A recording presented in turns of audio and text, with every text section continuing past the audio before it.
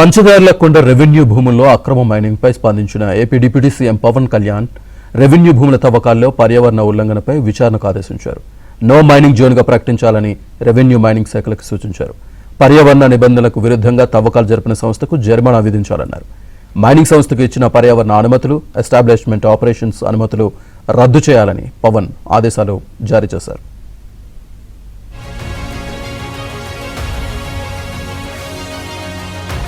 Revenue భూముల తవ్వకాల్లో పర్యావరణ ఉల్లంఘనపై విచారణకు ఆదేశించారు.